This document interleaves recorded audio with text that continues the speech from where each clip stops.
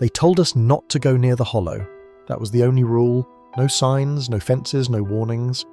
Just a quiet, mutual understanding passed down from the older folks in town who'd shake their heads and mumble things like, best to leave it alone, or not everything wants to be found. I was 16 when my brother Jacob vanished. He'd gone out late one night with his friends, laughing about breaking curfew and bringing beer into the woods. They were the kind of boys who thought the rules didn't apply to them. I remember he looked back at me from the porch, grinning as he swung the flashlight in a circle like a sword. "Don't wait up," he said. He never came home.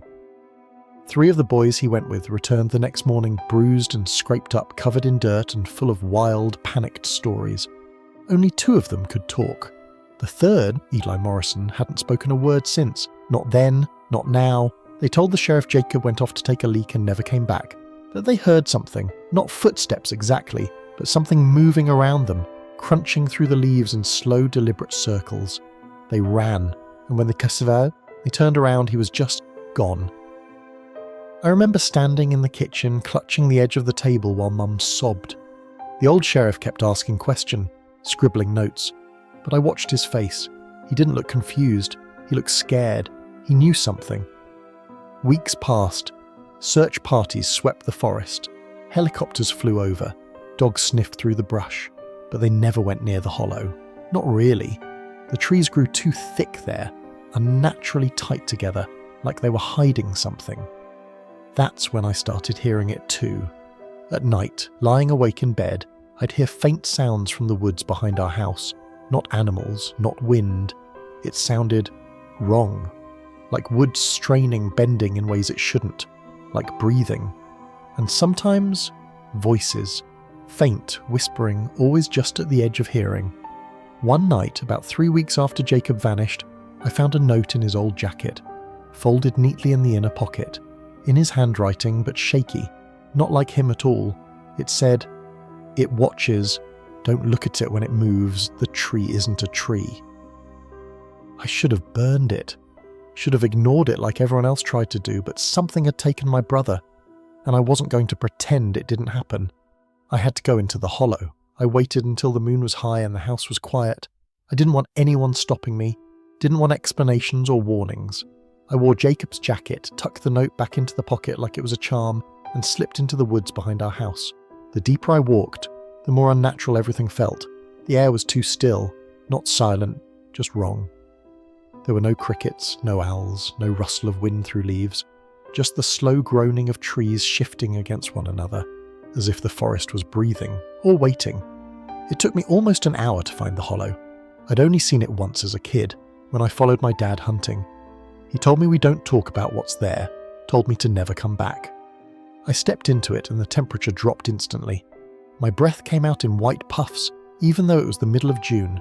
The trees grew impossibly close here, their trunks twisted like wet rope, and in the centre of it all stood the thing I'd come for. The tree.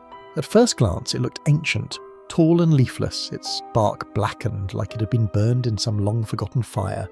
But then it moved, just slightly, not swaying like the others. It shifted, like it was adjusting itself, like it knew I was there. I don't know why I didn't run. I think part of me knew that if I did, I wouldn't make it out. The roots around it weren't right. They pulsed, not with light, but like veins. They were wet, glistening in the dark, and there were things caught in them. Scraps of fabric, a watch, a shoe. I recognized the watch. It was Jacob here. I stepped forward, slowly, and that's when it opened its eyes. Not in the bark, in the air around it. Faces stretching across the mist like his screams frozen mid-breath. My brother's face was one of them. And then the whispering started again. Only this time it wasn't just around me. It was inside me, a voice curling into my thoughts like smoke. It said, "You shouldn't be here." And then the roots began to move. Ask ChatGPT, ask ChatGPT. They slithered through the dead leaves like snakes, curling around trees, dragging themselves through the dirt with an obscene wet sound. I stumbled back, but the ground beneath me pulsed, and I realized it wasn't soil I was standing on. It was flesh, or something like it. The hollow wasn't just where the tree grew, the entire place was part of it. I tried to run, my legs obeyed, but the forest didn't. The trees shifted positions, trunks grinding loudly as they leaned together. closing behind me. Branches snapped and twisted into one another until there was no path back, no light, no sky. Only darkness and the stink of rotting wood and something deeper. A metallic, choking stench that made my eyes burn. The voice returned, louder now. Not a whisper anymore. A low chorus of groans and murmurs, all layered atop one another, like voices in a packed room. Some begged, some laughed, some screamed. But all of them were inside my head. "You're too late," they said. "You opened your eyes. Now it sees you. Mones." And then I saw it. Not the tree, not really, but something inside it. Deep in the hollow centre of the trunk, hidden behind folds of bark and shadow. It was huge, pale, pressed against the inside of the wood like skin stretched over a coffin lid. A face, or something pretending to be one. No features, just the suggestion of them. Eyes too wide, mouth too long, and something like ribs pressed along the inside of the trunk. It wasn't rooted in the earth, it was caged in the tree, imprisoned, dreaming, and I had woken it up. The roots reached my ankles and I screamed, kicking free. Every time I moved, the voice in my head grew angrier, louder. "You don't belong here," it said. "And he does." Something exploded in the back of my skull, not pain exactly, more like pressure, memory, images. My brother, standing at the base of this very tree, hands pressed to the bark, eyes glassy and wet, not afraid, smiling. He'd offered himself to it, and I understood all at once. That's how it works. It doesn't take, it invites, it whispers to those who are angry or lonely or lost. It promises answers, power, closure, and once you listen, it has you forever. I dropped to my knees, sobbing, the dirt wet and cold against my skin. The voices were inside my ears now, my chest, my teeth, telling me things I didn't want to know, what it really was, where it came from, how it fed, how long it had waited. It had been here long before us, before the town, before the forests, buried, bound. But it was clever. It learned how to trick the minds of men, how to get them to unearth it, water it, feed it. I crawled backward, away from the thing that wasn't a tree, and the roots chased me, snapping like jaws, thudding into the earth inches from my legs. I knew I couldn't go back the way I came. I was already too deep, too far gone. But I saw a sliver of moonlight off to the side, a place where the trees hadn't yet closed. I ran harder than I ever had in my life. The branches clawed at my face, tore my jacket, opened gashes across my arms. The voices howled, shrieking curses and threats in languages I didn't know. But I didn't stop, not until I hit the creek near the edge of the forest, collapsed into the cold water, and everything went still. The air shifted, the pressure in my skull eased. I was out. I was free. But Jacob wasn't. He never would be. And neither was Eli, the boy who never spoke again. They belonged to it now, just like it wanted me to. And even though I escaped, it had marked me. I didn't know it yet, but I'd brought something back with me. Something small, something growing. It started with the dreams. At first they were faint. Fragments of whispers, flashes of the hollow, flashes of Jacob.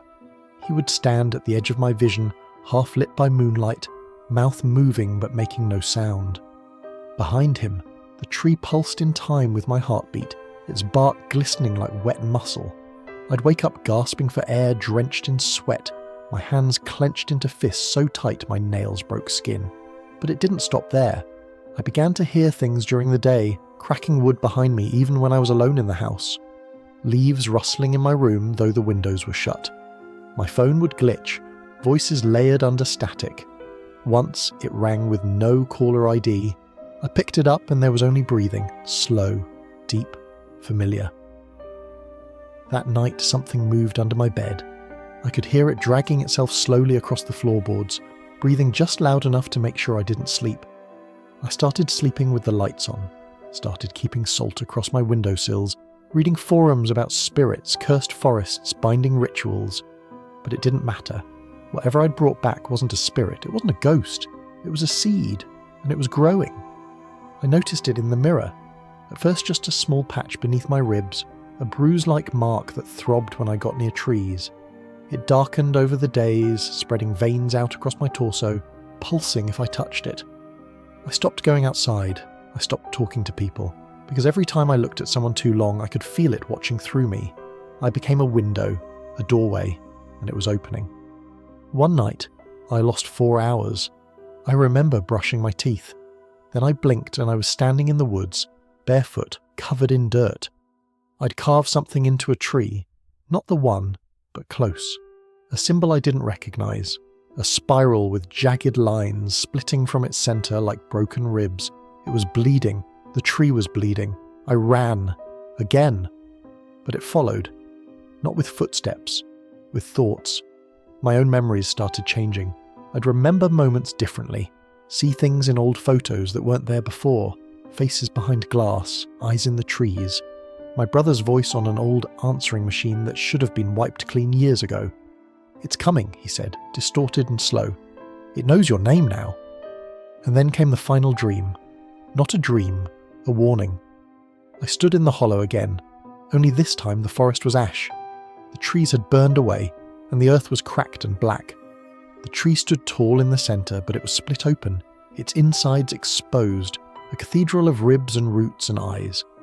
And something was crawling out of it. Long, thin, wrapped in vines and shadows. It had no face, only bark shaped into a screen. It didn't speak, but I knew what it wanted. It wanted to be free, and it needed me to open the way. When I woke up, the mark on my chest was gone, but the voice in my head wasn't. And I finally understood why people vanished, why they walked into that forest and never came back. It wasn't death. It wasn't madness. It was communion. The tree didn't kill them. It changed them. It planted something inside.